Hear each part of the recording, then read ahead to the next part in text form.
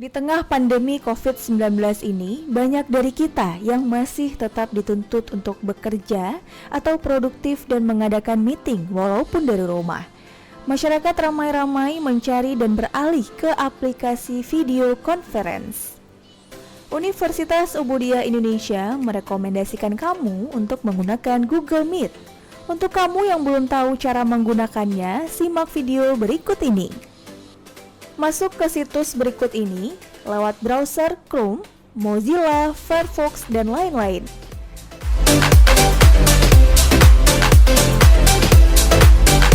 Klik join or start a meeting.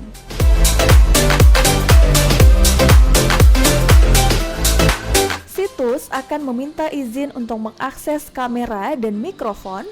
Setelah diberi izin, kamu bisa langsung mengklik opsi Join Now untuk membuat ruang meeting virtual atau present untuk melakukan presentasi lewat tampilan layar personal computer atau PC. Jika ruang meeting virtual sudah siap, kamu bisa undang partisipan meeting lainnya dengan copy-paste link video conference tersebut atau tambahkan orang menggunakan alamat email dan tunggu mereka bergabung ke dalam conference. Cara menggunakan Google Meet dengan handphone. Pertama-tama, download terlebih dahulu aplikasi Google Hangout Meet di Play Store Android Anda.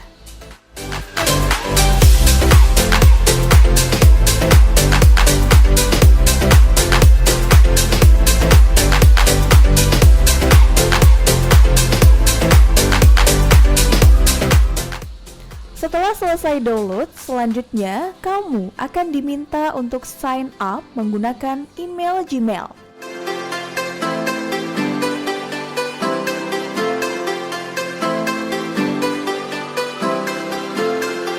Setelah sign up, kamu bisa langsung melakukan percakapan kelompok, baik itu grup chat maupun video conference. Caranya mudah, cukup klik icon di bagian pojok kanan bawah dan pilih New Video Call. Selanjutnya, kamu akan diminta untuk menambahkan partisipan chat menggunakan nomor HP atau email. Apabila kamu ingin menambahkan partisipan chat menggunakan nomor HP, undangan conference akan dikirim lewat SMS. Sementara, jika menggunakan email, maka undangan akan masuk ke inbox email. Tunggu hingga semua orang yang diundang masuk ke dalam conference itu. Jika kamu adalah partisipan yang diundang oleh penyelenggara meeting virtual, kamu cukup mengklik link yang dikirim lewat email atau SMS.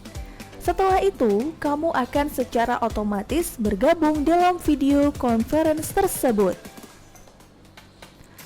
Sebagai catatan bahwa orang yang tidak diundang ke dalam conference atau yang tidak memiliki akun, ketika ingin bergabung harus mendapatkan persetujuan dari partisipan yang telah bergabung. Hal ini dilakukan untuk menghindari adanya penyusup di meeting yang sedang diselenggarakan.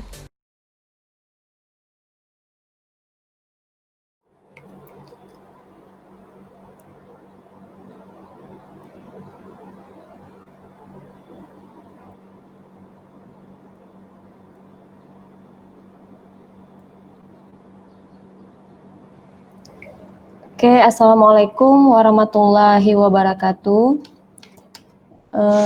Selamat pagi semuanya. Warahmatullahi wabarakatuh. Hari ini kita akan memulai kuliah kita untuk mata kuliah farmasi rumah sakit. Hari ini adalah pertemuan kita yang ketiga untuk mata kuliah ini. Pada minggu sebelumnya kita sudah mempelajari, kita udah sharing dan diskusi mengenai rumah sakit, dan minggu lalu pada pertemuan kedua kita diskusi masalah IFRS, yaitu instalasi farmasi rumah sakit. Pada hari ini kita akan mempelajari atau berdiskusi terkait dengan prosedur operasional baku atau POB dari instalasi farmasi di rumah sakit dan kompetensi minimal dalam praktek instalasi farmasi di rumah sakit. Ya. Jadi hari ini kita ada dua topik. Untuk topik prosedur operasional baku atau POB dari instalasi farmasi di suatu rumah sakit, itu kita akan membahas tentang pengadaan perbekalan kesehatan. Kemudian yang kedua kita akan sharing terkait dengan distribusi perbekalan kesehatan. Kemudian kita juga akan membahas pelayanan farmasi klinik, kemudian peranan instalasi farmasi rumah sakit dalam suatu klinik, kemudian apa peranan instalasi farmasi dalam panitia farmasi dan terapi, kemudian apa pula peranan instalasi farmasi dalam program edukasi dan penelitian yang dilakukan oleh suatu rumah sakit. Itu adalah topik yang kita bahas atau subtopik yang kita bahas pada topik POB instalasi farmasi rumah sakit ya. Jadi kita akan bahas dulu apa itu POB dari instalasi farmasi rumah sakit. Jadi prosedur itu adalah yang kita tahu suatu instruksi kepada personel, kemudian ada suatu kebijakan, kemudian ada tujuan yang kita lakukan atau tujuan yang akan kita capai dari kegiatan yang kita lakukan.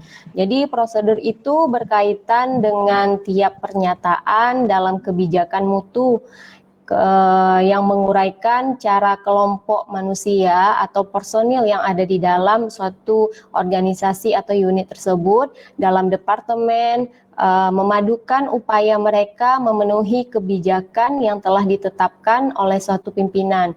Jadi semua persyaratan standar itu harus dicakup dalam suatu prosedur yang telah ditetapkan. Jadi semua persyaratan standar itu harus terangkum atau harus memenuhi syarat dalam suatu prosedur yang akan ditetapkan. Kemudian prosedur itu harus dibuat untuk semua kegiatan mulai dari penerimaan, permintaan sampai dengan penghantaran produk atau pelayanan atau jasa. Misalnya dari penerimaan resep sampai obat itu diterima oleh pasien kita. Jadi salah satu golongan prosedur yang diperlukan dalam instalasi farmasi rumah sakit itu adalah prosedur operasional baku atau kita singkat dengan POB yang selalu digunakan untuk melaksanakan kegiatan tertentu dan rutin yang dilakukan oleh instalasi farmasi di suatu rumah sakit ya. Jadi itu adalah minimal prosedur yang ada di IFRS.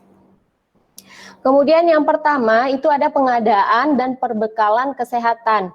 Jadi inti POB dari perencanaan perbekalan kesehatan itu adalah penetapan spesifikasi produk dan pemasok serta pembelian perbekalan kesehatan. Jadi semua ada ketentuannya. Yang pertama itu adalah semua perbekalan kesehatan maupun sediaan farmasi yang digunakan di suatu rumah sakit itu harus sesuai dengan formularium rumah sakit. Itu ya, jadi ada ketentuannya. Jadi untuk formularium mungkin akan kita bahas di minggu depan atau minggu selanjutnya ya.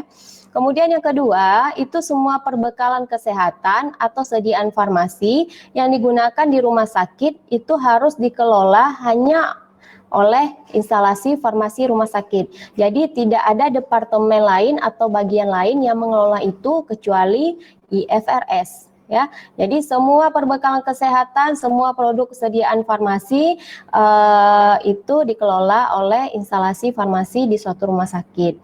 Kemudian yang ketiga, instalasi farmasi rumah sakit itu harus menetapkan spesifikasi produk dari semua perbekalan kesehatan ataupun dari semua sediaan farmasi yang akan diadakan itu berdasarkan pernyataan resmi, yaitu dari Farmakope Indonesia yang paling update edisinya, edisi yang paling terakhir, dan persyaratan lain yang ditetapkan oleh panitia farmasi dan terapi yang ada di rumah sakit tersebut. Kemudian yang keempat, pemasok perbekalan kesehatan atau sediaan farmasi itu diadakan dari suatu itu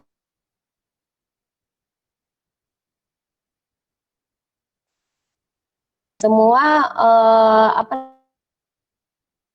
kesehatan maupun sedia farmasi yang kita beli atau yang kita pasok itu harus sesuai dengan yang ditetapkan oleh panitia farmasi dan terapi. Kemudian yang kelima, jika perbekalan kesehatan atau sediaan farmasi tersebut diadakan oleh suatu pemasok atau industri atau dari apoteker, rumah sakit itu harus mengunjungi industri tersebut atau pemasok tersebut atau sales sekarang atau ada perusahaan yang sudah bekerja sama dengan rumah sakit, itu harus apoteker atau farmasis yang bertanggung jawab itu harus mengunjungi atau melihat industri tersebut untuk memeriksa kesesuaian penerapan sistem mutu dan jaminan mutu. Jadi semua sediaan kesehatan, kemudian sediaan farmasi yang dipasok atau yang yang digunakan oleh suatu rumah sakit itu mutunya harus jelas ya.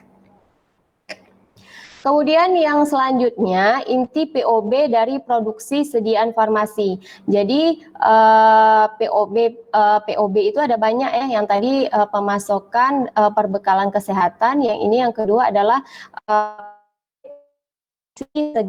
farmasi. Jadi ketentuannya itu yang pertama, sediaan farmasi yang merupakan formula khas dari rumah sakit yang tidak ada dalam perdagangan dan sediaan farmasi lain yang layak diproduksi baik secara ilmiah, kemudian dari segi ekonomi dan dari segi keselamatan sebaiknya diproduksi di rumah sakit. Jadi semua sediaan farmasi maupun bahan-bahan kesehatan lainnya apabila itu tidak diperdagangkan, hanya diproduksi jika diperlukan itu harus dilakukan di rumah sakit ya.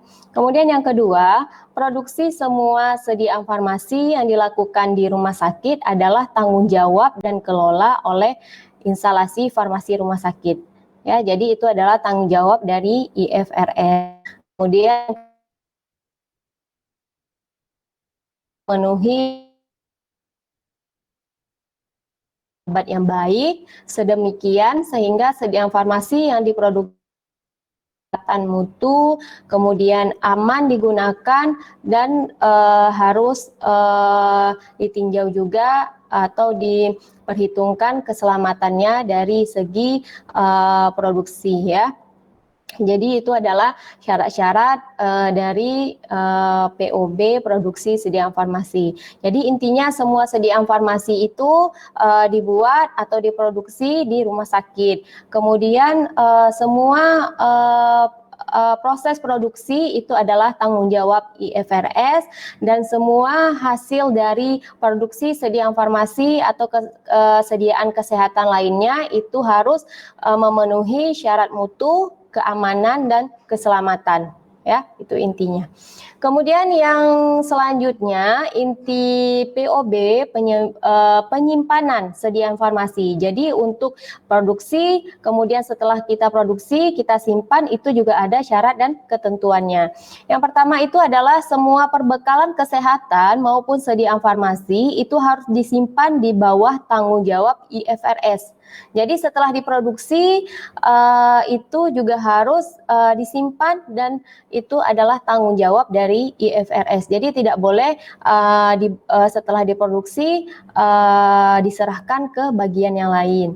Kemudian yang kedua, penyimpanan wajib dilakukan sesuai persyaratan cara penyimpanan perbekalan kesehatan atau sediaan farmasi yang baik. Jangan sampai karena salah penyimpanan, salah tempat untuk menyimpan, maka sediaan yang sudah dibuat atau sediaan yang sudah dipasok itu menjadi rusak sebelum dipakai ya, sebelum digunakan. Jadi itu harus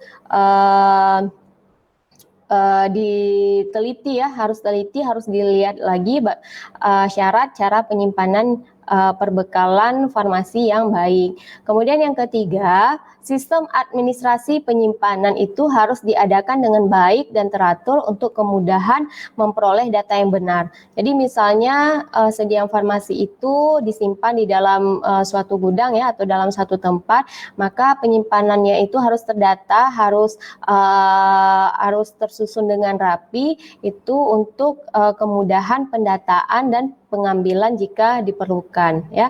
Itu merupakan inti dari penyimpanan sedia informasi ya. Jadi harus disimpan, intinya adalah harus disimpan di tempat yang baik sesuai dengan syarat-syarat yang berlaku, kemudian disimpan dan ditata di suatu tempat yang baik agar mudah diambil dan mudah didata ulang ya. Kemudian kita masuk ke distribusi perbekalan kesehatan. Jadi distribusi perbekalan kesehatan itu merupakan kegiatan yang dilakukan oleh IFRS dalam pengantaran perbekalan kesehatan yang dimulai dari penerimaan order dokter di instalasi farmasi rumah sakit sampai dengan perbekalan kesehatan dikonsumsi oleh penderita. Jadi dalam distribusi ini terjadi proses pelayanan farmasi non-klinik dan pelayanan farmasi klinik. Ya, jadi distribusi itu dari resep yang diterima atau yang diserahkan oleh dokter, kemudian sampai obat itu kita atau seorang farmasi serahkan kepada penderita ya, itu termasuk kegiatan non-klinik dan kegiatan klinik. Kemudian, apa pula inti dari POB dalam distribusi perbekalan kesehatan? Apa aja syaratnya, apa aja ketentuannya? Itu yang pertama adalah pendistribusian semua perbekalan kesehatan atau sediaan farmasi yang digunakan semua penderita di rumah sakit itu adalah tanggung jawab dari instalasi farmasi rumah sakit. Yang kedua adalah sistem distribusi perbekalan kesehatan atau sediaan farmasi untuk penderita rawat tinggal dilaksanakan dengan sistem distribusi resep individual, desentralisasi yang kemudian akan berkembang menjadi sistem distribusi unit dosis desentralisasi. Ya. Kemudian yang ketiga, dengan menetapkan sistem desentralisasi, farmasis atau apoteker itu wajib melaksanakan praktek farmasi klinik. Ya, itu adalah ketentuan atau sistem distribusi dari perbekalan kesehatan maupun sediaan farmasi ya. Jadi ada syarat-syarat dan ketentuannya. Kemudian masuk ke pelayanan farmasi klinik ya. Masuk yang ketiga terkait dengan POB yang ada di instalasi farmasi rumah sakit. Pelayanan farmasi klinik adalah pelayanan farmasi sebagai bagian dari perawatan penderita yang dilakukan oleh apoteker atau farmasis secara berinteraksi dengan penderita dan atau profesional kesehatan lainnya. Jadi yang berinteraksi ini secara langsung terlibat dalam perawatan penderita. Jadi seperti yang sudah kita bahas minggu lalu, kalau kegiatan yang terkait dengan farmasi klinik itu ada hubungan antara profesional yang satu dengan profesional yang lain yang ada di rumah sakit. Misalnya seorang apoteker atau farmasis itu berhubungan dengan dokter, dengan perawat, dan dengan bagian-bagian lainnya. Juga seorang farmasis atau apoteker juga berinteraksi dengan penderita atau pasien yang datang. Untuk apa? Baik dari dalam hal edukasi, cara pemakaian atau terkait dengan informasi obat maupun yang lain-lain yang dianggap perlu diberikan atau diberitahu kepada pasien ya. Tujuannya apa? Untuk pencapaian efek terapi yang diinginkan. Kemudian apa saja pelayanan informasi obat yang ada di rumah sakit. Jadi instalasi farmasi rumah sakit itu wajib menjadi sentra pelayanan informasi obat bagi semua pihak, baik profesional kesehatan, penderita, kemudian pimpinan rumah sakit dan masyarakat. Jadi semua informasi obat terkait dengan obat, pemakaian obat dan lain sebagainya itu adalah kewajiban IFRS untuk menginformasikan kepada penderita, kepada profesional yang ada di rumah sakit, kepada pimpinan maupun kepada masyarakat jika diperlukan. Kemudian informasi obat itu wajib dikelola. ya, kemudian dikumpulkan, setelah itu dianalisis dan dirangkum menjadi informasi yang siap pakai dan akurat oleh apoteker rumah sakit dari berbagai sumber, terutama sumber pustaka yang mutakhir dan absah ya. Jadi jika ada informasi yang terbaru, kemudian itu harus dikumpulkan. Setelah itu dianalisis, baru dirangkum sehingga menjadi informasi yang efisien, kemudian yang ringkas, kemudian baru di-sharingkan ke orang lain. Kemudian yang ketiga, informasi obat itu wajib diberikan dalam bentuk lisan untuk menjawab pertanyaan langsung, bentuk tertulis sebagai monografi dan sebagai publikasi dan buletin atau brosur di rumah sakit ya. Itu adalah media-media yang digunakan oleh farmasis atau apoteker untuk memberikan informasi kepada orang lain ya. Jadi bisa secara langsung seperti tanya jawab atau diskusi kepada pasien atau profesional lainnya. Kemudian kalau yang tertulis itu bisa dalam bentuk media ya, media buletin atau brosur-brosur yang dipublish atau yang diterbitkan oleh rumah sakit tersebut. Kemudian yang keempat, seluruh kegiatan informasi obat itu harus ada dokumentasinya. Ya, jadi jangan sampai ada informasi-informasi yang tidak didokumentasi.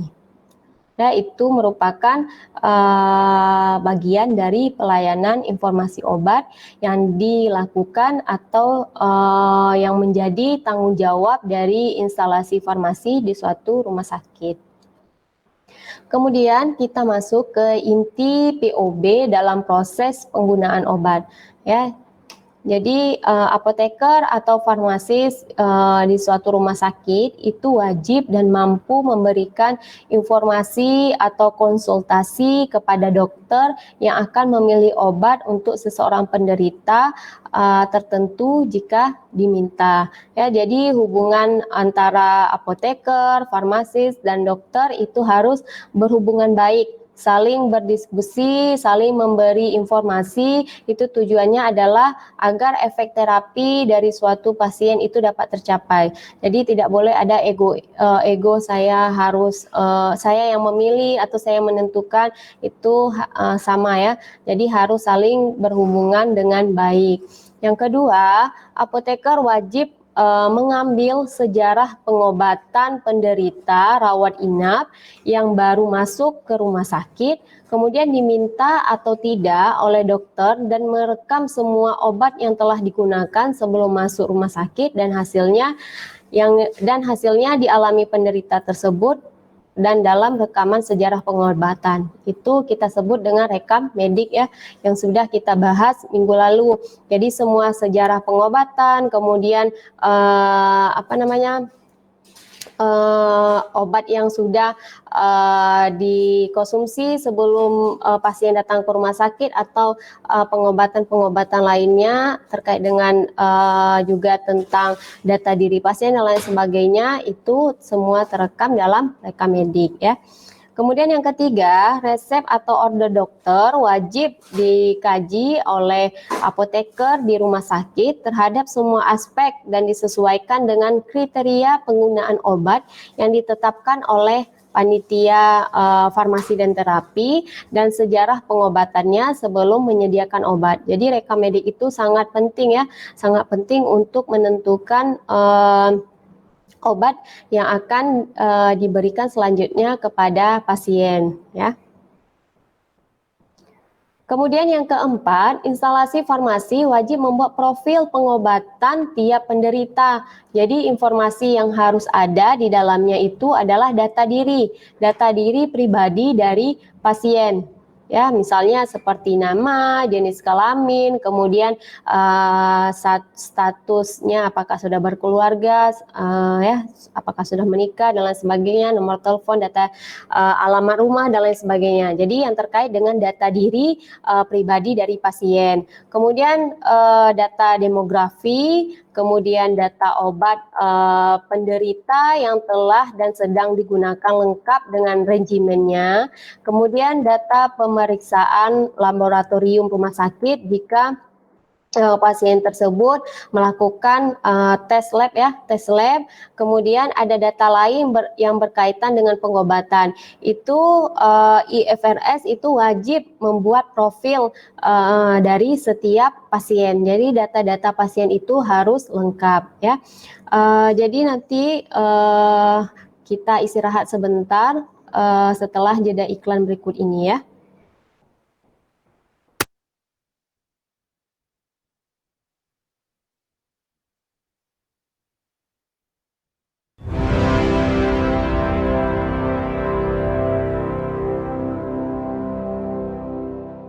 Zoom merupakan salah satu aplikasi video conference yang popularitasnya meroket sejak pandemi COVID-19. Tak terkecuali di Indonesia, beberapa bulan belakangan ini banyak rapat, seminar, dan diskusi daring atau semacamnya yang berlangsung di Zoom. Universitas Ubudiyah Indonesia sedang melaksanakan perkuliahan secara online melalui Zoom Meeting dan disiarkan secara langsung di UB On TV channel 57 UHF. Untuk kamu yang belum tahu, berikut cara download aplikasi Zoom di smartphone. Buka aplikasi Google Play Store, ketik Zoom di kolom pencarian. Kamu akan menemukan aplikasi dengan ikon kamera putih biru bernama Zoom Cloud Meetings. Klik install, tunggu hingga proses download selesai.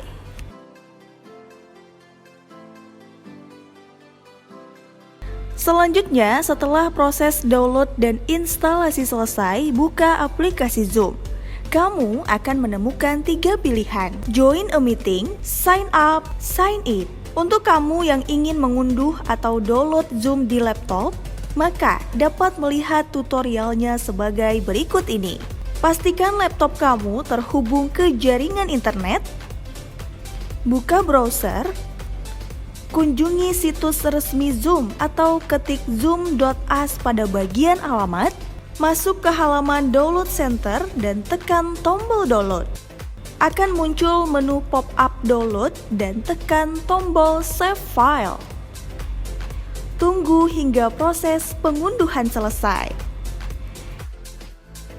Jalankan file tersebut untuk memulai install Zoom di laptop Anda. Selamat, kamu telah berhasil mengunduh dan menginstal Zoom di laptop. Untuk join Zoom Meeting sebenarnya ada beberapa opsi. Paling pertama adalah melalui undangan email. Buka email dan klik undangan untuk bergabung.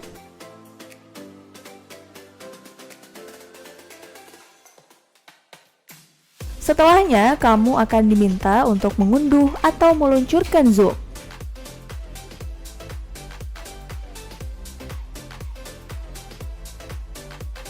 Opsi kedua adalah join Zoom Meeting melalui aplikasi Zoom.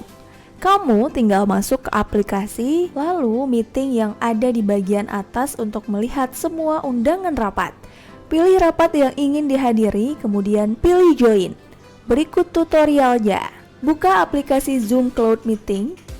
Setelah aplikasi Zoom telah terpasang di HP, laptop, ataupun PC, silakan buka aplikasi tersebut di desktop atau HP. Tekan Join Meeting. Setelah masuk ke menu utama, kamu bisa langsung menekan Join a Meeting. Tanpa memiliki akun Zoom, sebenarnya Anda sudah bisa ikut bergabung ke dalam pertemuan online. Namun, bila ingin memiliki akun, Anda bisa login terlebih dahulu. Masukkan ID meeting,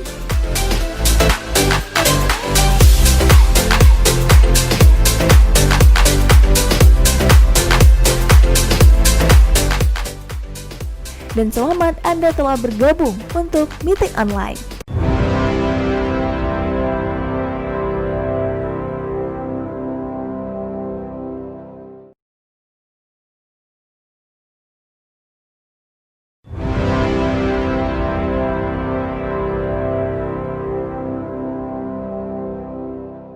Universitas Ubudiah Indonesia menyelenggarakan program belajar daring melalui UB on TV.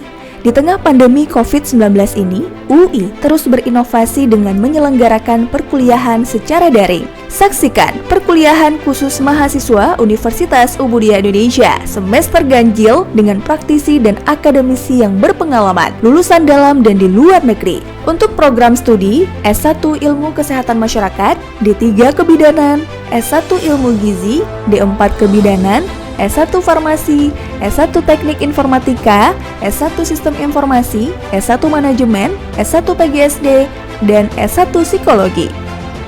Menghadirkan Fauzia Andika SKMMKes dengan mata kuliah Surveillance Kesehatan Masyarakat, Kairanisa Anwar SSTMKM dengan mata kuliah Gizi Kesehatan Masyarakat, Mutia Paradiba STRKEP MKM dengan mata kuliah Kebutuhan Dasar Manusia, Faradila Safitri SSTMKes dengan mata kuliah Komunikasi dalam Praktik Kebidanan, Nuzulul Rahmi SSTMKes dengan mata kuliah Mutu Layanan Kebidanan, Ulfa Husnadira SSTMKM dengan mata kuliah Kesehatan Ibu dan Anak, Sahbainur Rezeki SSTMKM dengan mata kuliah Imunologi Gizi, Rulia Meilina SFAM MSI dengan mata kuliah Farmasi Rumah Sakit, Susmanto Eskom Mkom dengan mata kuliah Komunikasi Data, Mahendra Dwi Payana SSTMT dengan mata kuliah Pemrograman Web 1,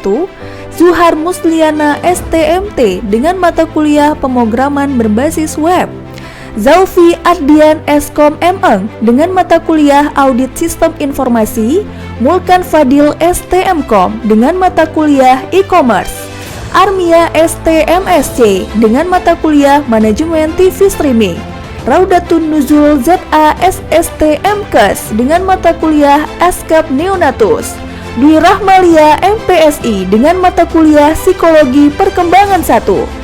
Acara ini dilaksanakan via Google Meet dan hadir secara live di UB on TV channel 57 UHF setiap hari pukul 9 pagi sampai 15 sore waktu Indonesia Barat. UI, inovasi tiada henti untuk mencetak generasi unggul di masa depan.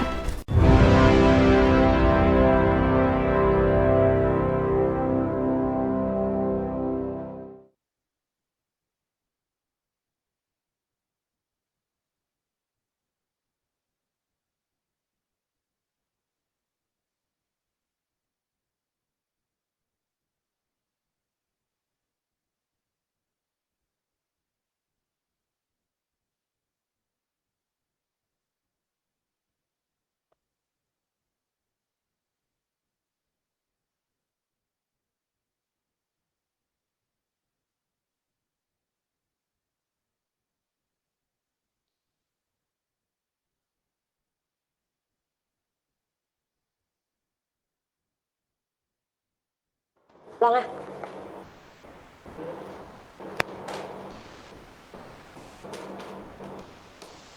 Ulang.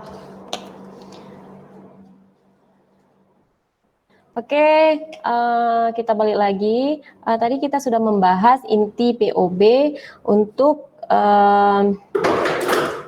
proses penggunaan obat. Kita sudah membahas sampai ke poin 4 ya. Jadi sampai ke pembuatan profil pengobatan bagi tiap penderita yang merupakan tugas dan tanggung jawab dari instalasi farmasi rumah sakit. Jadi yang kelima itu adalah apoteker di rumah sakit wajib memberikan informasi kepada perawat tentang segala sesuatu yang perlu diketahui dan diperhatikan terhadap obat dan regimen untuk penderita atau pasien tertentu, gitu ya. Jadi informasi itu sangat penting ya. Jadi yang keenam, apoteker atau farmasis di rumah sakit bekerja sama dengan perawat wajib memantau penggunaan dan efek dari obat yang diberikan kepada pasien, kemudian kepatuhan dari pasien, dan masalah-masalah lain berkaitan dengan obat yang diberikan kepada penderita atau pasien yang datang.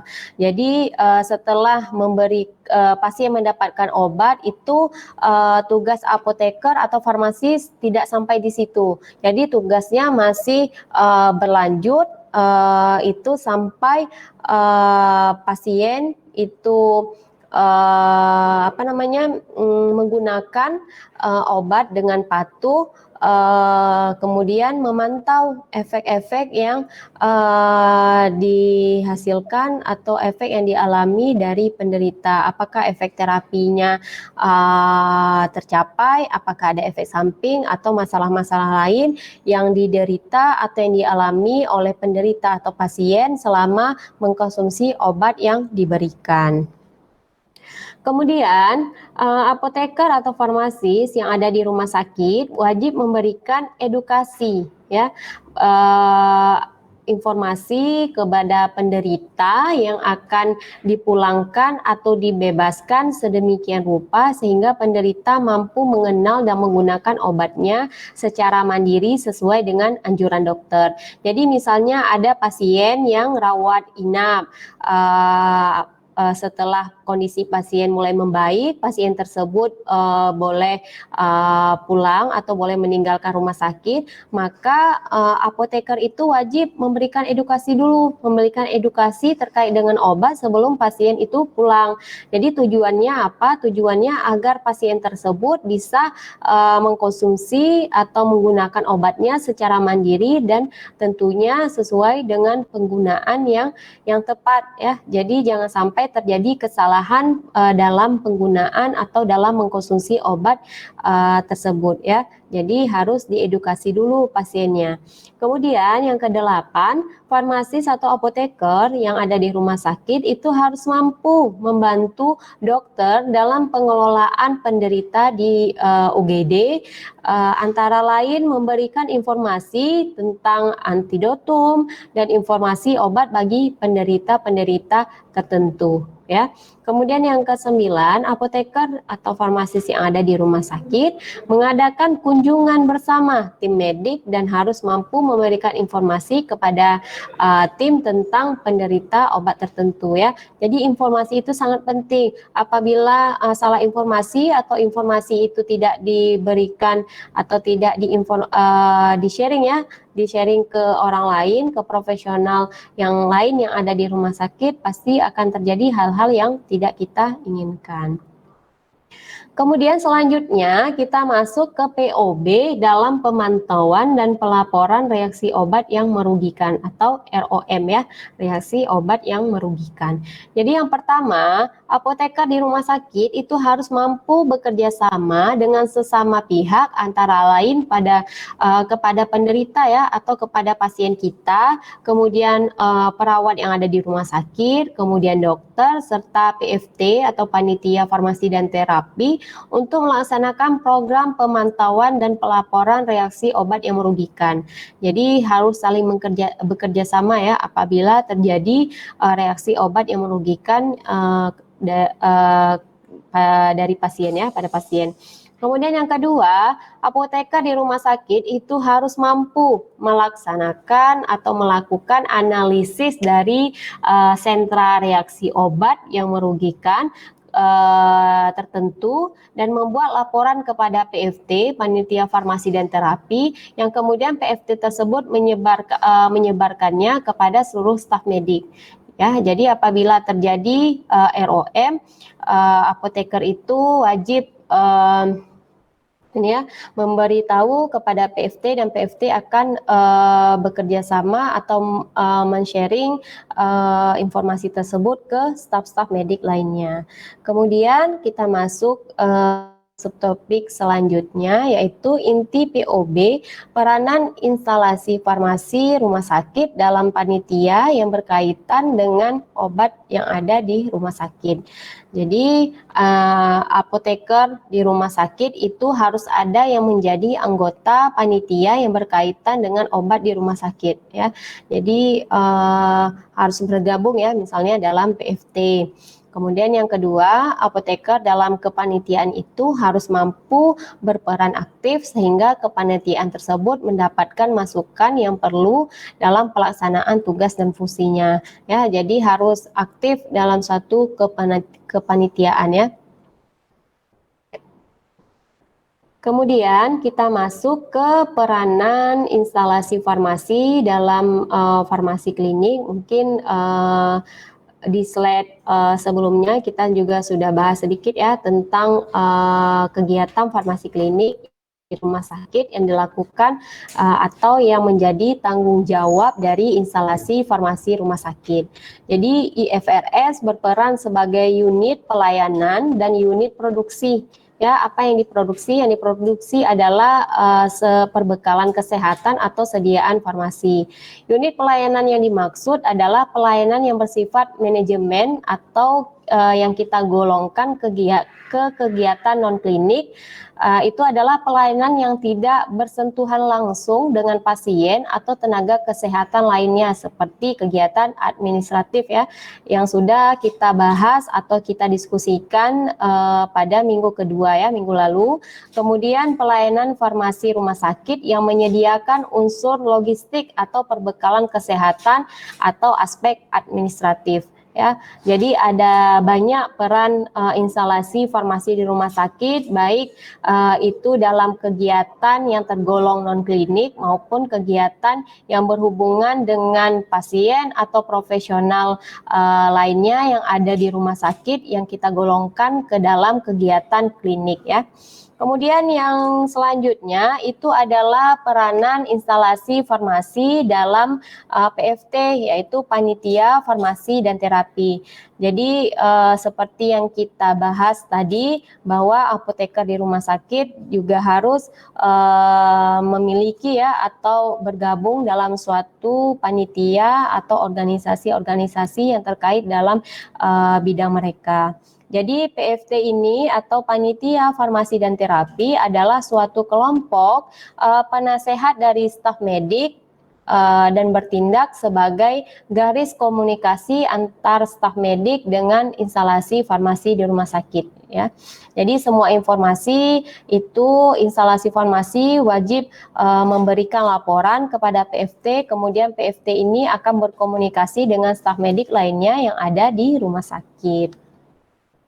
Kemudian untuk inti POB dari peranan instalasi farmasi rumah sakit dalam panitia farmasi dan terapi, yaitu pimpinan instalasi farmasi wajib menjadi sekretaris dari PFT. Ya, itu ketentuannya. Kemudian sekretaris tersebut harus mampu melakukan tugasnya, antara lain mengumpulkan berbagai data ilmiah yang terkait dengan obat ataupun sediaan farmasi yang lain yang sedang dibicarakan dalam rapat panitia farmasi dan terapi untuk diusulkan masuk ke dalam atau akan dihapus dari formularium. Jadi apabila ada obat yang akan diusulkan atau yang akan dimasukkan ke formularium, maka harus dirapatkan terlebih dahulu. Ataupun sebaliknya, apabila ada obat yang akan dihapus dari data formularium, itu harus juga dalam persetujuan ya, atau harus dirapatkan dulu oleh panitia farmasi terapi yang ada di rumah sakit tersebut. Kemudian sekretaris PFT dan apoteker yang ada di rumah sakit itu wajib membantu PFT dalam mengadakan dan merevisi formularium secara kontinu ya. Jadi secara berkala formularium itu harus direvisi. Jadi antara lain mengevaluasi sediaan farmasi yang belum dan sudah ada dalam formularium ya. Jadi misalnya seperti yang Ibu jelaskan tadi, apabila ada obat yang akan diusulkan atau yang akan dimasukkan ke formularium, atau yang akan dihapuskan itu juga harus didiskusikan atau juga harus dirapatkan terlebih dahulu ya. Jadi untuk topik formularium kita akan bahas di minggu selanjutnya. Jadi apa itu formularium, bagaimana cara perumusan dan lain sebagainya ya. Kemudian masuk ke peranan instalasi farmasi rumah sakit dalam program edukasi dan penelitian di rumah sakit ya. Ini mungkin topik yang terakhir terkait dengan POB ya, dengan POB dari instalasi farmasi di rumah sakit. Jadi minggu lalu kita juga sudah bahas bahwa kegiatan penelitian itu adalah kegiatan yang harus dilakukan oleh suatu rumah sakit ya. Jadi baik penelitian dalam suatu bidang maupun dalam suatu antar disiplin profesional ya yang ada di rumah sakit tersebut. Jadi instalasi farmasi rumah sakit itu harus berpartisipasi sangat aktif ya dalam program edukasi dan penelitian di rumah sakit, terutama yang berkaitan dengan obat dan pelayanan yang ada di instalasi farmasi rumah sakit. Jadi ada banyak program-program edukasi yang dapat dilakukan oleh instalasi farmasi rumah sakit, baik edukasi kepada profesional yang lain ya yang ada di rumah sakit, misalnya seperti perawat atau bidan dan lain sebagainya, itu yang terkait dengan obat ya. Kemudian edukasi kepada pasien yang datang ke rumah sakit maupun edukasi penggunaan obat, kemudian efek samping obat atau informasi obat lainnya kepada masyarakat, itu juga perlu disampaikan atau dilakukan kegiatan edukasi tersebut, misalnya tentang penggunaan narkotika, kemudian atau penyalahgunaan suatu obat yang lain ya. Itu juga perlu instalasi farmasi memberikan edukasi kepada masyarakat. Kemudian terkait dengan penelitian instalasi farmasi di rumah sakit, yaitu seorang apoteker atau seorang farmasis itu harus wajib melakukan penelitian. Penelitian itu gunanya adalah untuk jika ada suatu masalah atau kendala terkait dengan obat atau terkait dengan interaksi obat dan lain sebagainya, dilakukan penelitian, gunanya adalah untuk memperbaiki atau menyelesaikan masalah-masalah yang ada dari hasil penelitian. Kemudian hasil penelitian itu juga dapat menjadi suatu sumber informasi ya, sumber informasi obat yang dapat diterbitkan dari buletin atau majalah atau media-media informasi lainnya yang dikeluarkan atau yang diterbitkan oleh suatu rumah sakit ya. Mungkin terkait dengan kegiatan penelitian itu sudah sangat cukup jelas kita bahas di minggu lalu.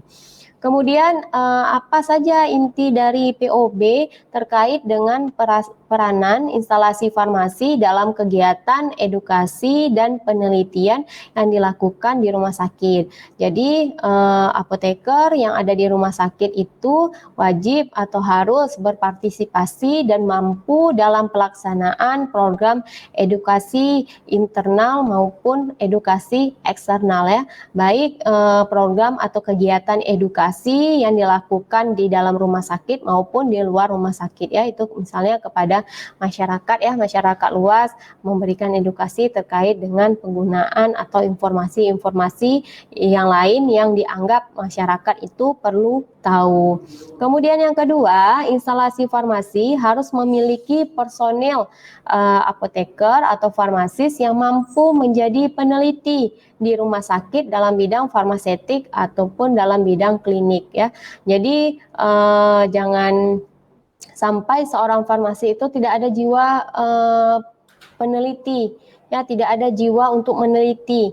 Itu tidak boleh, karena itu adalah suatu kewajiban bagi seorang farmasis. Bukan hanya farmasis atau bukan hanya apoteker yang bekerja di rumah sakit, farmasis yang berkecimpung di dunia pendidikan atau di dunia industri itu juga wajib melakukan penelitian. Gunanya apa? Untuk perkembangan ilmu pengetahuan, ya, untuk perkembangan produk sediaan farmasi dan lain sebagainya.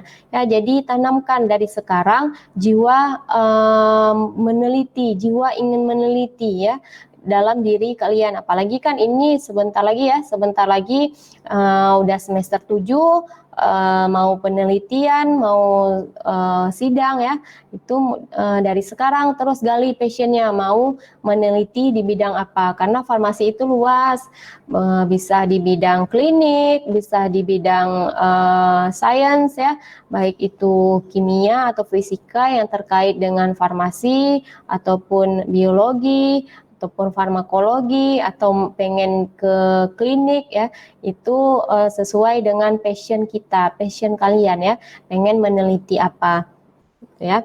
Atau ada yang pengen penelitian untuk bereksperimen di laboratorium, ya, itu juga boleh. Mungkin ada juga yang mau meneliti klinik, pengennya penelitian di rumah sakit atau di puskesmas, itu juga boleh. Atau pengen penelitian ke industri, itu juga boleh. Jadi tergantung passion kita, ya. Tapi jangan ikut-ikutan teman. Oh, karena teman penelitian ambil farmasi klinik di rumah sakit juga kita ikut, padahal kita tidak suka di bagian klinik, atau kita pengennya eksperimennya di laboratorium, tapi karena nggak ada teman jadinya malas, itu juga nggak boleh. Jadi cari passion kita di mana, ya, pengennya di mana, penelitian apa. Jadi harus sesuai dengan minat kita, bidang kita, dan kemampuan kita, gitu ya. Jangan asal ikut-ikutan. Ya, itu adalah materi semua terkait dengan POB, ya, POB instalasi farmasi yang ada di rumah sakit. Sekarang kita masuk ke topik yang kedua, yaitu kompetensi minimal dalam praktek instalasi farmasi rumah sakit. Jadi ada kompetensi-kompetensi yang harus dimiliki oleh seseorang yang berkecimpung di instalasi farmasi yang ada di rumah sakit. Ya, jadi mengapa dalam praktek instalasi farmasi di rumah sakit itu harus memiliki kompetensi? Ya, kenapa harus memiliki kompetensi seseorang yang bekerja di instalasi farmasi? Karena apabila tidak memiliki kompetensi, maka semua kerjaan, ya, istilahnya umumnya kita katakan kerjaan atau kegiatan atau apapun yang dilakukan di rumah sakit, di instalasi, khususnya di instalasi farmasi, itu tidak akan dapat tercapai, tujuannya tidak akan tercapai. Karena apa? Karena tidak memiliki kompetensi. Karena apa? Karena yang sudah kita bahas sangat banyak, ya, tentang instalasi farmasi, itu ada banyak sekali kegiatan dan ada banyak sekali ketentuan-ketentuan yang harus dilakukan di instalasi farmasi rumah sakit, gitu ya. Jadi kita harus memiliki kompetensi yang diperlukan untuk berkecimpung atau untuk bergabung di instalasi farmasi rumah sakit. Jadi setiap farmasis yang ada di rumah sakit itu harus mengembangkan kompetensinya dalam tiap bidang, karena masyarakat memerlukan farmasis yang berpendidikan profesional, yaitu didasarkan pada berbagai ilmu dasar seperti fisika, kemudian di bidang kimia, di bidang biologi, kemudian di bidang farmasetik, di bidang biomedik dan sosial, bertanggung jawab melakukan pelayanan bagi penderita rawat inap dan penderita ambulatori, dan untuk meningkatkan penggunaan obat yang rasional. Jadi instalasi farmasi itu harus berpartisipasi dalam semua program dan fungsi rumah sakit yang memerlukan kegiatan atau keahlian dari seorang farmasis, ya. Jadi kalau misalnya seorang farmasis tidak memiliki kompetensi yang cukup untuk bekerja di instalasi farmasi rumah sakit, itu tidak bisa. Karena apa? Karena rumah sakit itu kan kegiatannya padat, ya, setiap hari informasi itu terus update. banyak pasien yang datang dengan permasalahan-permasalahan yang spesifik, permasalahan tertentu. Pasien yang satu dengan pasien yang lain itu memiliki permasalahan yang berbeda, memiliki riwayat yang berbeda. Jadi seorang farmasis atau apoteker di rumah sakit itu harus aktif menggali informasi, harus mengembangkan kompetensinya. Karena apa? Karena banyak sekali kegiatan yang dilakukan seperti yang kita jelaskan di POB tadi. Jadi dari mulai penerimaan resep, kemudian obat itu diberikan ke pasien, kemudian melakukan kegiatan edukasi kepada pasien, kemudian melakukan penelitian untuk pengembangan informasi obat dan lain sebagainya. Jadi harus memiliki kompetensi yang baik, yang bagus, yang dapat berkembang, baru dapat bergabung di instalasi farmasi rumah sakit ya. Jadi kenapa banyak sekali orang yang pengen kerja di rumah sakit tapi tidak bisa, berarti kompetensinya belum tercapai, gitu ya, atau belum terpenuhi. Jadi jika sudah bergabung di rumah sakit itu pun harus kompetensinya harus selalu dikembangkan ya, harus sering ikut pelatihan, kemudian melanjutkan pendidikan dan lain sebagainya untuk tujuannya adalah pengembangan kompetensi yang dimiliki. Kemudian administrasi dan manajemen yang ada di instalasi farmasi rumah sakit itu juga harus dimiliki ya oleh seorang farmasis yang ada di rumah sakit. Karena apa? Karena kegiatan di instalasi farmasi rumah sakit itu bukan hanya terkait dengan kegiatan klinik, tapi juga kegiatan non-klinik. Jadi salah satu kegiatan non-klinik itu adalah di bagian administrasi dan manajemen yang dilakukan atau yang ditetapkan oleh suatu instalasi yang ada di rumah sakit ya. Jadi prosedur manajemen dan prosedur administratif itu sangat menentukan keberhasilan penghantar setiap pelayanan yang ada di instalasi farmasi rumah sakit ya. Jadi semuanya penting, semuanya itu harus dilakukan sebaik-baiknya, bukan hanya kegiatan yang terkait dengan hubungan antar profesional yang ada di rumah sakit ataupun hubungan dengan pasien ya, yang tergolong kegiatan klinik, tapi kegiatan non klinik juga harus dilakukan sebaik-baiknya. Karena apabila administrasi dan manajemen suatu instalasi farmasi itu buruk, maka tujuan, visi, dan misi yang kita sudah jelaskan minggu lalu itu tidak akan tercapai ya. Jadi semuanya saling berhubungan, semuanya harus berjalan beriringan ya.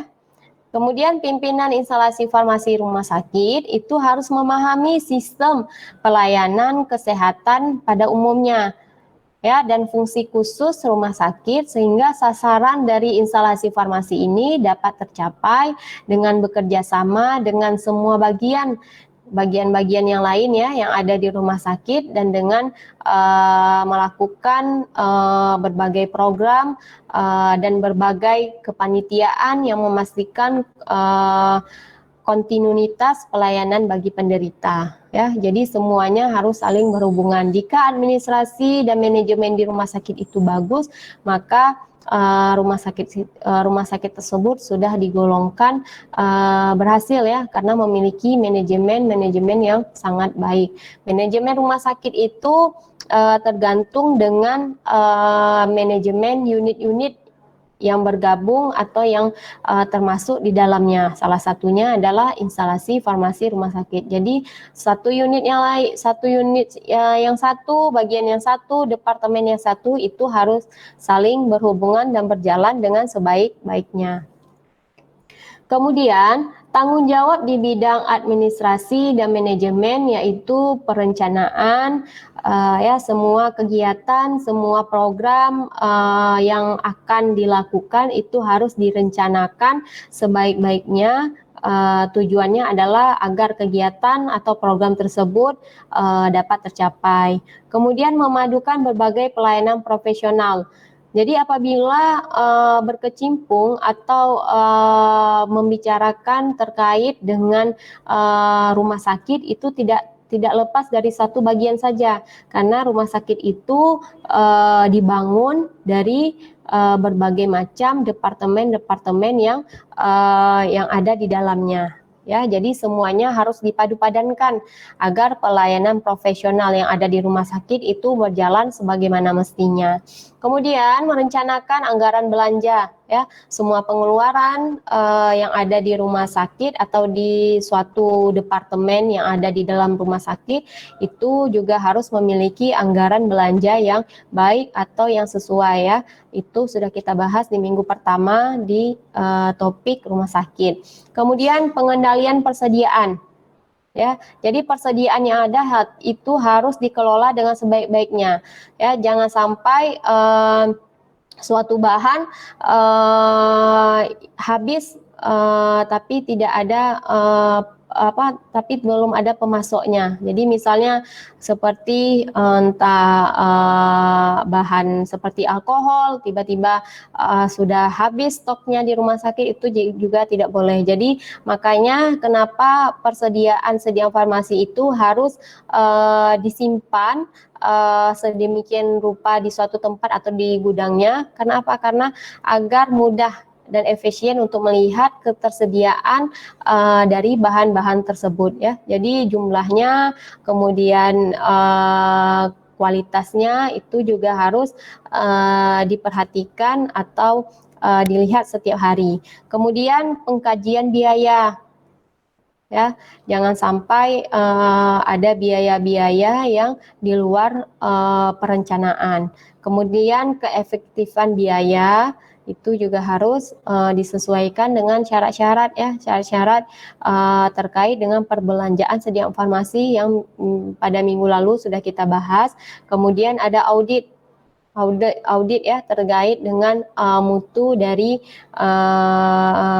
suatu sediaan maupun audit kinerja dari satu departemen dan departemen yang lain. Kemudian mengkaji ulang manajemen dari suatu departemen atau dari manajemen instalasi farmasi rumah sakit. Kemudian pemeliharaan dokumen itu sangat penting, ya, karena setiap informasi, setiap satu kegiatan apapun itu harus didokumentasikan. Kemudian pembuatan pelaporan secara berkala, gunanya untuk apa? Gunanya untuk dilaporkan kepada pimpinan instalasi farmasi rumah sakit. Kemudian pimpinan instalasi rumah sakit memberi laporan semua kegiatan yang sudah dilaksanakan di instalasi farmasi rumah sakit tersebut, ya. Jadi pelaporan itu harus dibuat secara berkala. Kemudian pemahaman, ya, kompetensi yang lain itu adalah pemahaman dan penyediaan informasi obat. Itu juga harus dipahami, ya, harus masuk ke kompetensi yang harus dimiliki oleh seorang farmasis atau apoteker jika bekerja di rumah sakit. Jadi asas kontribusi farmasis dalam pelayanan kesehatan itu adalah pengetahuannya tentang obat, kemudian mekanisme kerja dari obat tersebut. Ya, apakah ada interaksi obat yang akan muncul jika suatu pasien mengkonsumsi obat tersebut? Dilihat dari apa? Dilihat dari riwayat kesehatannya, ya. Jadi riwayat dari pasien tersebut, data diri pribadi pasien, atau kita lihat dari rekam medik.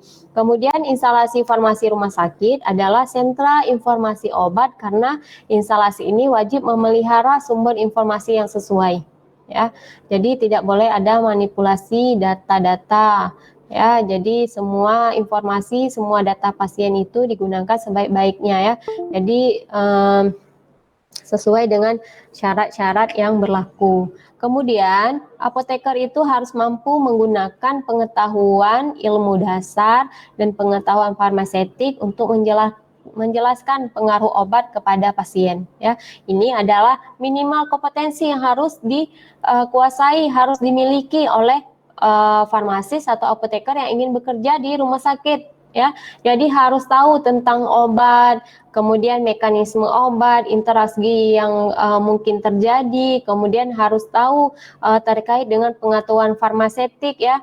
Harus tahu menjelaskan pengaruh obat yang akan terjadi kepada pasien tersebut, ya. Itu adalah wajib, ya, kompetensi wajib yang harus dimiliki jika kalian ingin bekerja di instalasi farmasi rumah sakit ya. Jadi ada banyak kompetensi minimalnya tadi ya, selain administratif juga harus memahami semua informasi tentang obat-obat. Kemudian pelaksanaan pelayanan informasi obat merupakan kewajiban seorang farmasis yang diatur dalam peraturan Menteri Kesehatan ya, itu nomor 922 garing Menkes garing per garing 9 pada tahun 1993 itu pada pasal 11. Itu meliputi tentang pelayanan informasi tentang obat dan perbekalan farmasi lainnya yang diberikan baik kepada dokter ataupun dari tenaga kesehatan lainnya maupun dari masyarakat ya. Jadi itu adalah tanggung jawabnya. Kemudian pengamatan dan pelaporan informasi mengenai khasiat keamanan, kemudian bahaya, kemudian mutu dari obat dan perbekalan farmasi lainnya. Jadi semua harus dilaporkan dan semua harus diinformasikan. Jadi agar semuanya tahu. Siapa yang semuanya harus tahu? Dokter, profesional yang lain misalnya seperti perawat, pasien kita, kemudian masyarakat luas itu juga harus tahu informasinya. Jadi misalnya seorang apoteker melakukan penelitian tentang suatu obat. Jadi jika sudah ada hasilnya, kemudian hasilnya itu absah ya, sudah memang diteliti, diyakini bahwa hasilnya itu memang seperti itu setelah melakukan berbagai proses penelitian yang panjang, maka hasil dari penelitian tersebut harus diinformasikan ya, baik kepada dokter, kepada profesional yang lain, kepada pasien maupun kepada masyarakat ya, baik secara langsung melalui diskusi atau pertemuan ataupun melalui media tulis ya seperti buletin, koran ataupun majalah-majalah yang diterbitkan dari rumah sakit.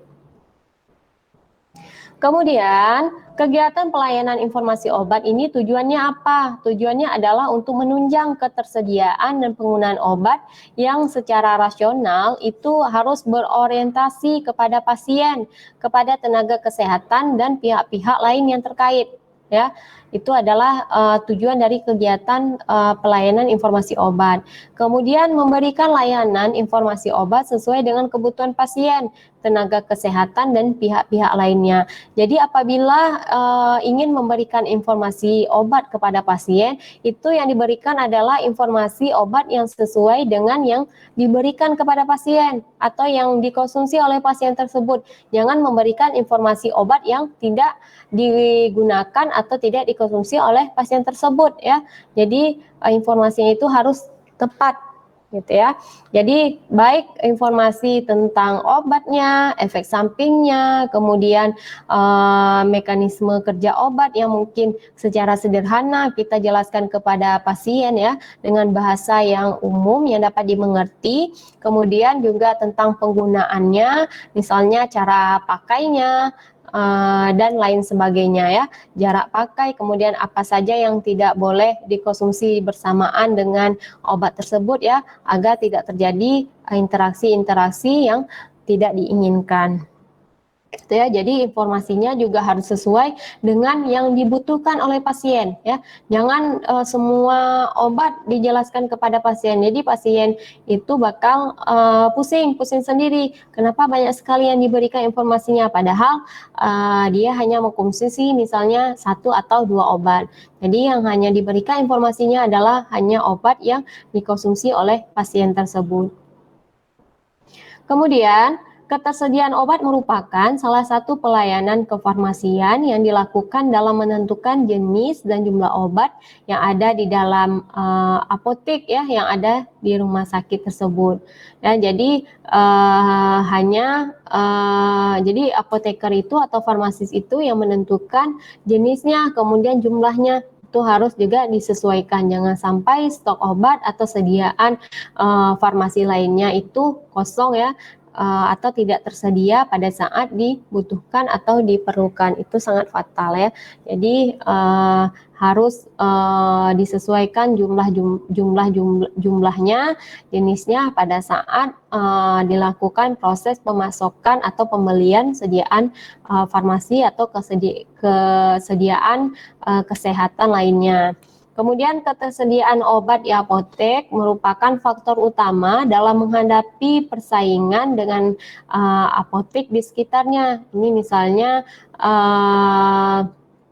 apabila ingin membangun atau membuka apotek di suatu tempat atau di suatu wilayah yang jumlah apoteknya itu banyak ya. Jadi kita harus memiliki keunggulan daripada apotek yang lain.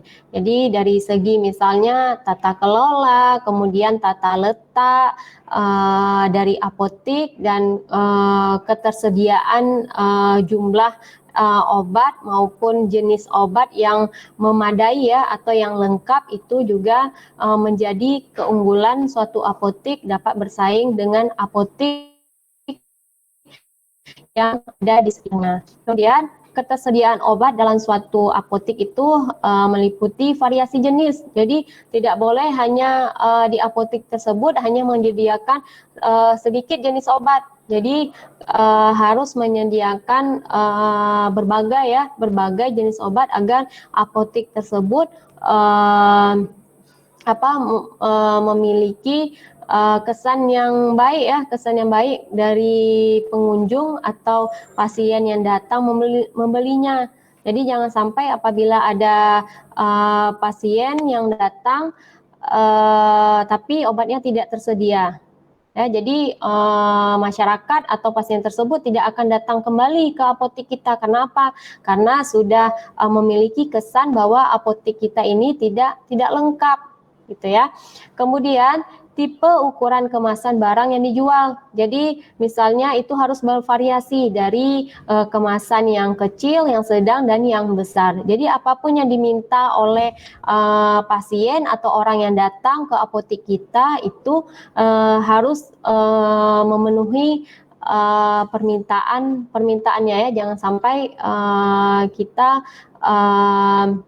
menjawab bahwa tidak tersedia gitu ya. Jadi macam-macam dari suatu produk yang akan dibeli ya. Jadi harus bervariasi, jumlahnya juga harus memadai ya, dan variasi dari jumlah dan ukurannya juga harus beragam gitu ya. Jadi kita akan istirahat sebentar dan akan kembali lagi setelah iklan berikut ini ya.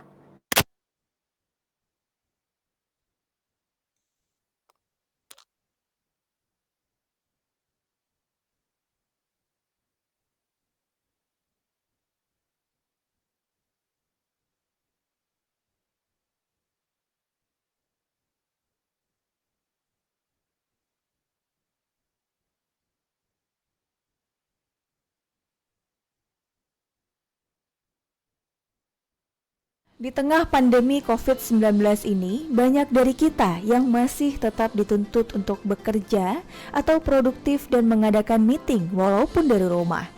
Masyarakat ramai-ramai mencari dan beralih ke aplikasi video conference.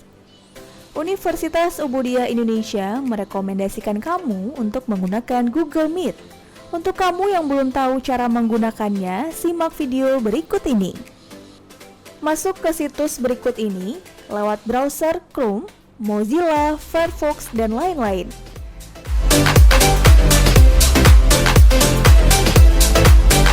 Klik join or start a meeting.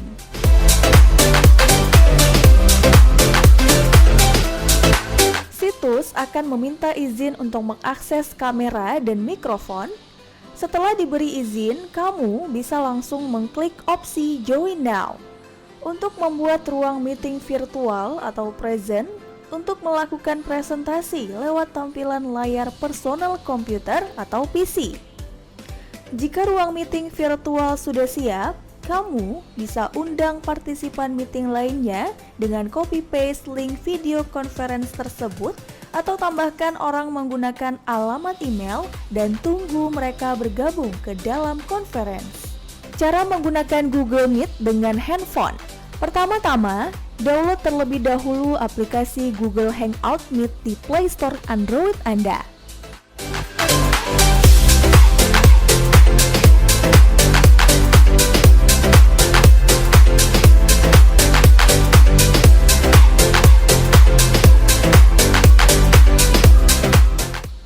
Setelah selesai download, selanjutnya kamu akan diminta untuk sign up menggunakan email Gmail.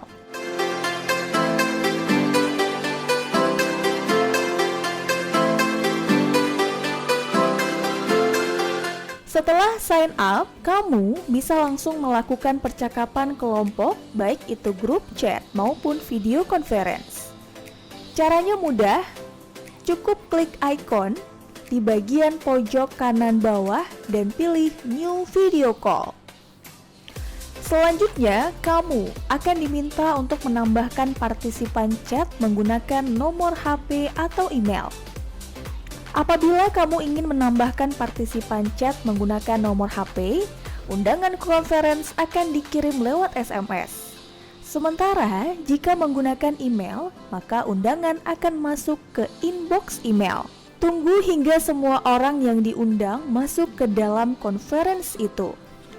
Jika kamu adalah partisipan yang diundang oleh penyelenggara meeting virtual, kamu cukup mengklik link yang dikirim lewat email atau SMS. Setelah itu, kamu akan secara otomatis bergabung dengan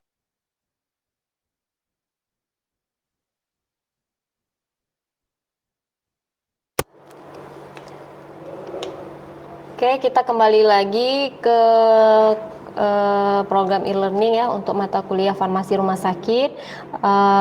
Kita sambung ke topik kompetensi minimal yang harus dimiliki oleh farmasis ataupun apoteker yang berkecimpung atau yang ingin bekerja di instalasi farmasi yang ada di rumah sakit.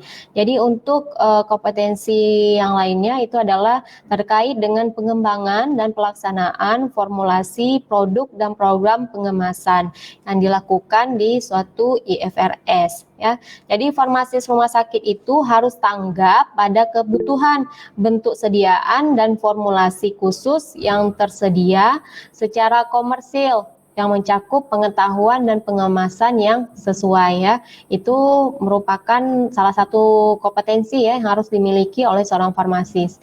Kemudian farmasis juga diperlukan pengetahuannya, yaitu yang terlibat dalam formulasi dan pembentukan pembuatan ya, formulasi dan pembuatan bentuk dari suatu sediaan farmasis yang mencakup preformulasi, kemudian desain formulasi, kemudian biofarmasi, farmakokinetik, kemudian ketersediaan hayati, farmasetik, kemudian teknologi farmasi, stabilitas, kemudian kinetik, kemudian di bidang mikrobiologi, analisis fisikokimia, kemudian teknik pemberian obat dan jaminan mutu. Itu pengetahuan-pengetahuan tersebut juga harus dikuasai atau dimiliki oleh seorang farmasis yang ingin bekerja di instalasi farmasi rumah sakit ya. Kemudian kompetensi yang lainnya itu adalah pelaksanaan dan partisipasi dalam penelitian. Jadi farmasis ini harus siap ya, harus siap sedia untuk berpartisipasi dalam penelitian klinik ya, seperti yang sudah kita bahas tadi bahwa penelitian itu sangat penting dan seorang farmasis itu harus wajib melakukan penelitian di rumah sakit ya. Dengan demikian apoteker atau farmasis tersebut harus bertindak sebagai peneliti utama atau peneliti serta atau ia dapat menggunakan sumber dari instalasi farmasi untuk mendukung suatu studi penelitiannya ya. Penelitiannya itu bisa farmasis tersebut sebagai peneliti utama atau peneliti pertama ataupun dia bekerja sama melakukan penelitian dengan yang lain ya, baik dengan dokter ataupun dengan profesional yang lain. Jadi intinya adalah wajib melakukan kegiatan penelitian. Kemudian farmasis harus mempunyai kemampuan mengumpulkan data yang tepat, kemudian menginterpretasikannya, menerapkan kesimpulan yang dapat ditarik dari data, dan meneruskan hasil itu dengan cara yang memadai.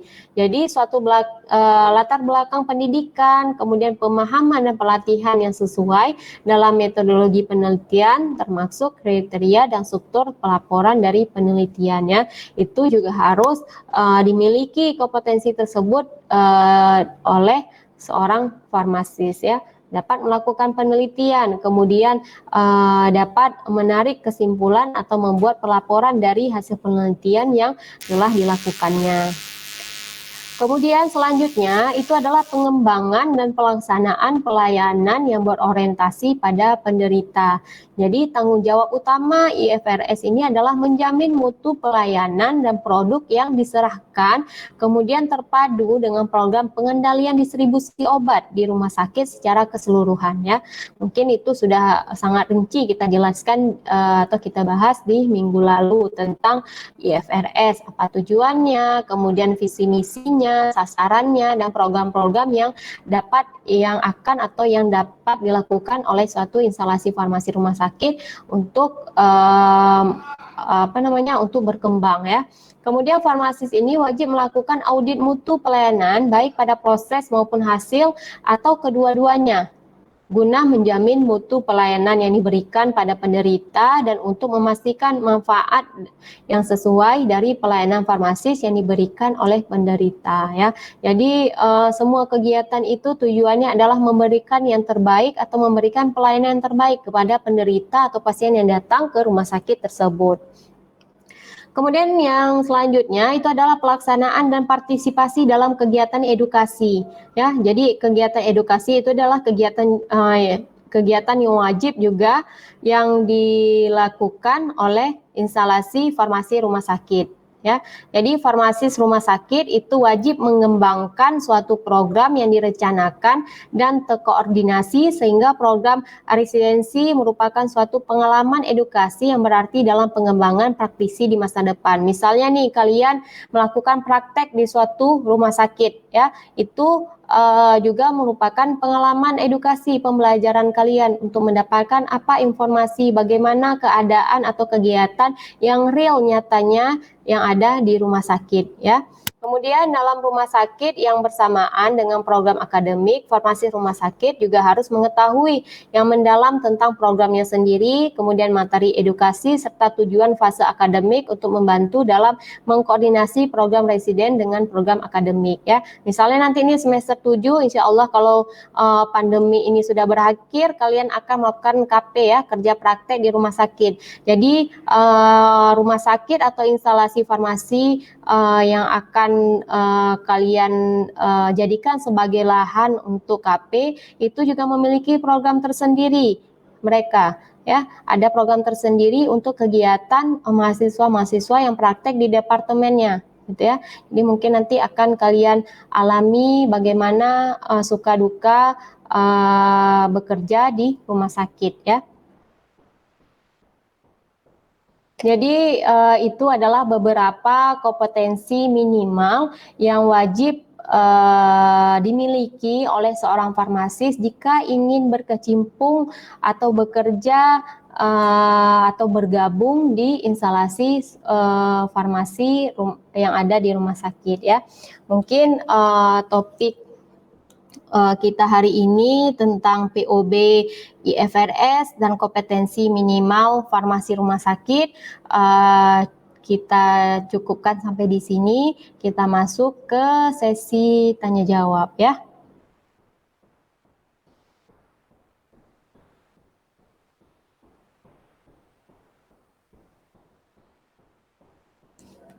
Tuh mungkin ada yang ingin bertanya atau yang ingin kita diskusikan, atau mungkin ada yang masih kurang paham ya terkait dengan materi kita hari ini, bisa mengangkat tangan ya dan mengaktifkan speakernya. Ya mungkin karena waktu kita juga hampir selesai ya. Siapa yang mau bertanya mungkin? bisa mengajukan pertanyaan. Atau jika tidak ada yang bertanya, mungkin ibu yang akan bertanya kepada coba dulu diaktifkan videonya biar ibu lihat kalian lihat ibu lihat kalian ya, saling hadap-hadapan. Mungkin ibu akan bertanya ke Rahma ya. Rahma bisa aktifkan speakernya, Rahma.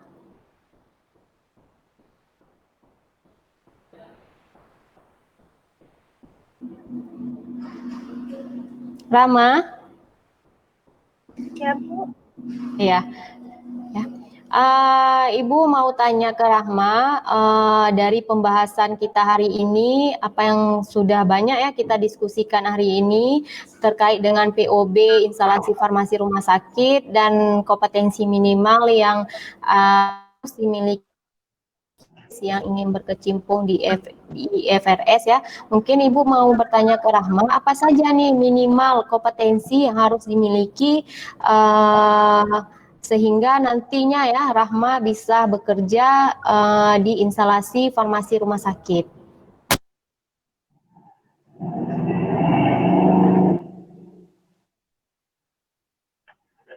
Baik, jadi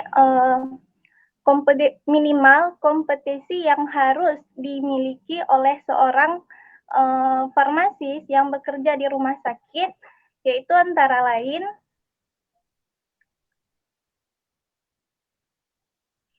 mengetahui pengembangan dan pelaksanaan formulasi produk dan program pengemasan. Kemudian, mengetahui pelaksanaan dan partisipasi dalam penelitian. Pengembangan dan pelaksanaan pelayanan yang berorientasi penderitaan, kemudian pelaksanaan dan partisipasi dalam kegiatan edukasi.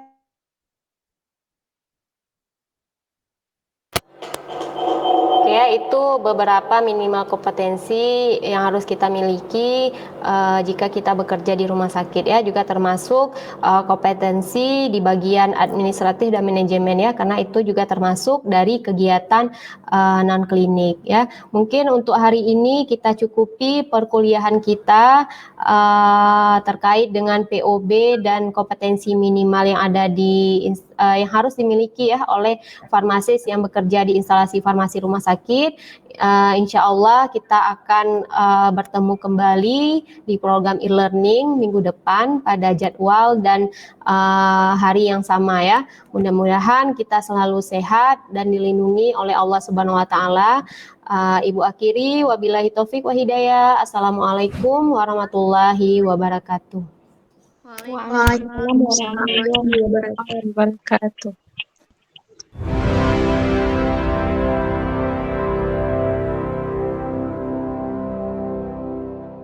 Universitas Ubudiyah Indonesia menyelenggarakan program belajar daring melalui UB on TV.